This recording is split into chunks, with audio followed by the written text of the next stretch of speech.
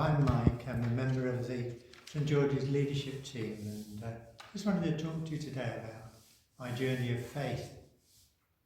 I don't know about you, but often I just recently seem to wrestle with being closer to God.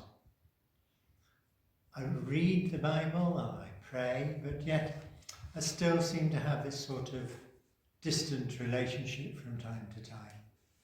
And I know that when I feel that way, what I need to do is to sit down and to search my heart and to come close to God by just telling him exactly how I feel.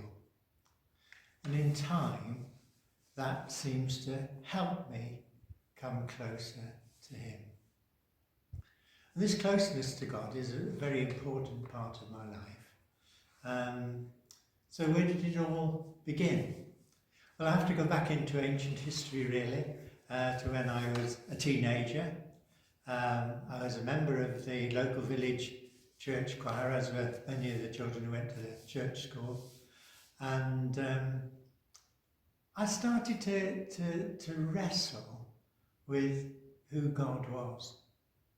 I could understand his place, and I worked it all out, and I believed that God was God, if you like. But then there was Jesus. How did Jesus fit in to this belief in a God who created the world, who created me? For some time I sort of talked to the vicar locally, and he then suggested that perhaps I went on a youth camp. I didn't know what one was, but he said it was where perhaps I would learn a little bit more about my Christian faith. Parents at that time weren't in a position to pay for the trip, and so the vicar paid for me to go. And the place I went to was in North Devon, Linton, a place called Lee Abbey. It's still there today, and it's still a Christian retreat centre, a place where lots of Christian activities happen. I went to the youth camp and thoroughly enjoyed myself. Met lots of really nice people, and in the evening often we had a talk. And the one evening there was a talk by a young doctor, his name was Mark, and he spoke about his journey of faith and how he came to know Jesus. And the next day, after thinking about what he was saying, I sought him out and we had a chat. And he said, well, I feel really, Mike, that you need to, well, get off the fence and just take that step towards Jesus and to accept Jesus into your life.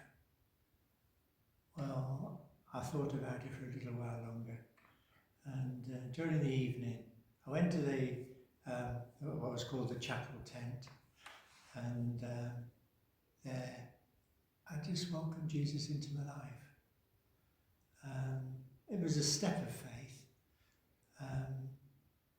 I didn't know what would happen, and in a way nothing did happen, and yet I knew I'd taken that step and I'd welcomed Jesus to be part of my life, and it's a step that I shall never regret. I came to know Jesus in a very special way, and he's directed my life really in all the ups and downs that I've gone through. And I can't imagine not having that relationship with Jesus in my day-to-day living. So my journey of faith wasn't a straightforward thing. It was something that took a while. Many people were involved, many lovely people who helped me, directed me, and prayed for me. And I think that's how most of us come to faith. It's not a simple act. It's a journey. It takes a time, and then we make that decision to welcome Jesus into our lives.